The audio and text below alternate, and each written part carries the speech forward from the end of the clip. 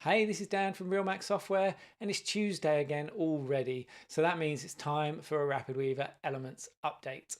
Now, we've been hard at work again. We've done a lot of stuff under the hood, but we do have a few new things to show you that are on the surface that I can demo today. So let's go over here, and I'm going to go to the Elements tab. And we've been playing around with adding some color to the icons because what we found is when we were using it, these icons, while they were nice and uniform and generic, they blended into the background and it was sometimes hard to find what you were looking for.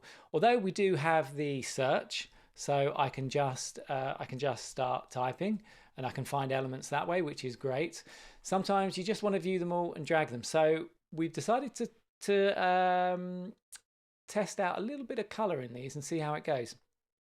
And one of the fun things that we did implement is when you switch between dark and light mode, the icons change, and this is especially important.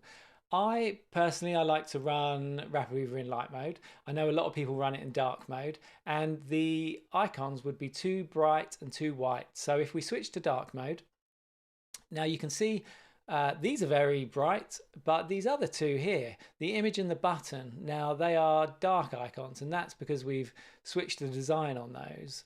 And that is something we've worked on under the hood to allow that to be able to represent, to show different icons in the dark and light mode. So if I switch back to light, you can see those two, and switch back to dark, there we go. And let's switch that back. So we've obviously got some more design work to do there. If I just go over to Sketch here, and these are the icons we're working on, and you can see I've got the light rep and the dark rep there for them, and we've obviously got a lot more to do, but I think this is the way to go. So I'd like to hear your feedback on this. Do you prefer these colored icons to these? You can go and see these grayscale ones. I think for the layout ones, for things like containers and boxes, we're going to leave those grey because they're kind of background components. But these components you use a lot all the time, I think you're gonna want those to be in color. But let me know what you think, because I'm going to get on and continue designing these this week so we can kind of flesh this out. And this is all part of the polish that I talked about last week. It's kind of getting things finished up and pushing forwards to getting it shipped. So that's a bit about the icons. Let us know what you think. But now we're going to move on to the theme studio this week. So we've been doing a little bit of work there. Now, if you remember before, we showed you the theme studio, how it works with colors and the font families.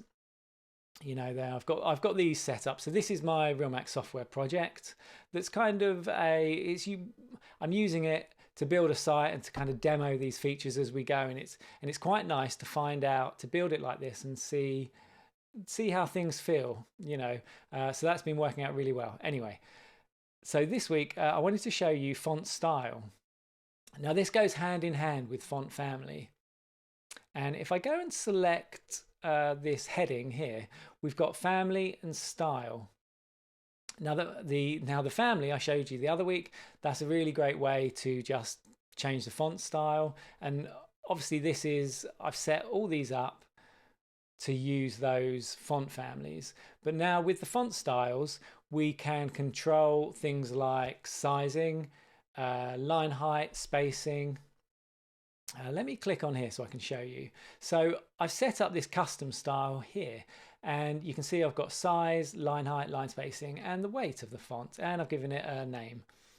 Now these ones listed down here are the defaults in the theme, just like the font family has defaults, and just like the colors have defaults. So when you pick a theme, these will all change, but you can override these and have your own custom styles like we have here. So let me show you that in practice. Like I've shown you this family here, and we've got the title, and let's go down here. See, I've got this set to 3XL, but I could change that to title, and that would use my custom setup. But let's pop that back on 3XL. So this title here, if I have a lot of things in the document that are set to title, then I can just change the size here like that, and it updates live.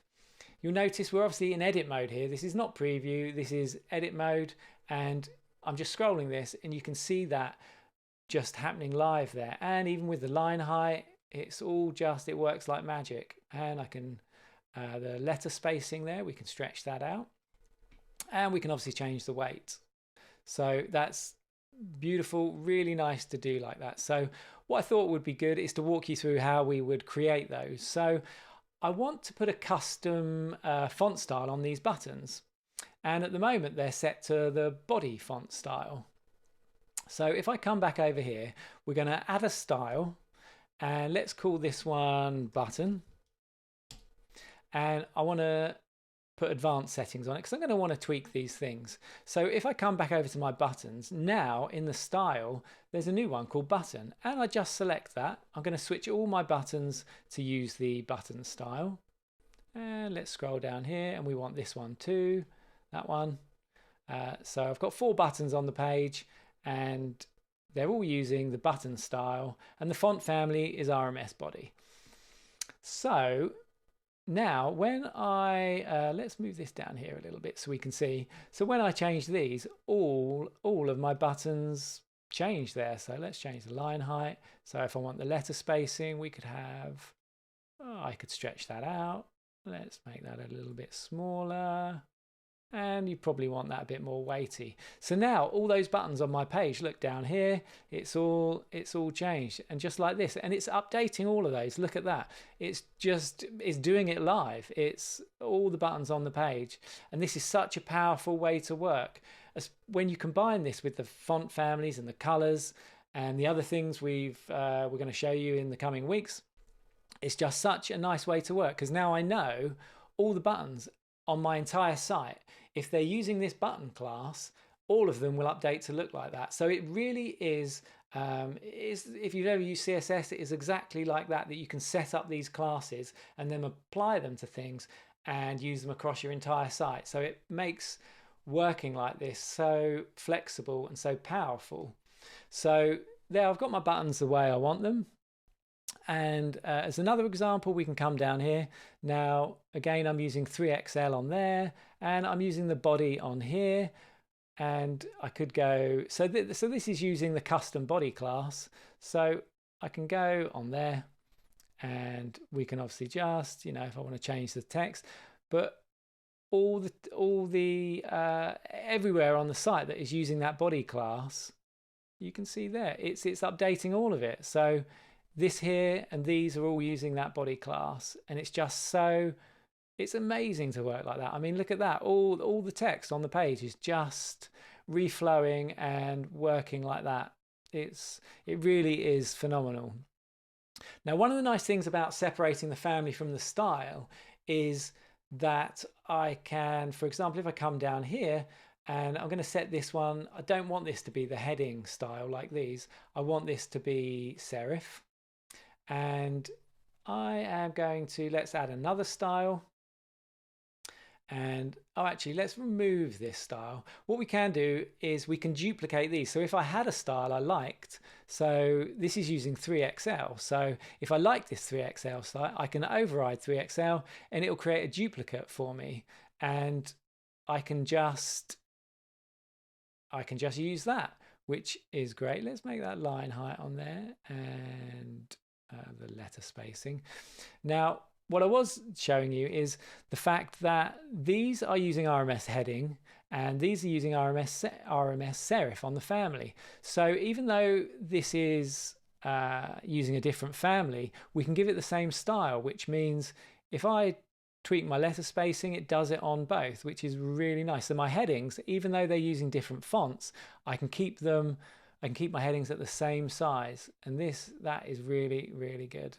That is really great there. So let's move that back up. So hopefully you can see this is a really nice way to work, to have these things set up, and you can create as many of these as you want. And the same with the font families. You know, if I decide I don't want that serif, it's not quite the one I want, I can come in here and I can click and it'll just change. It just updates like that. And the same for the heading. If I wanted to pick another type of heading, it's no problem. I can do that. Let's switch it back. Let's look for a sans. DM Sans to something Sans. Let's use that.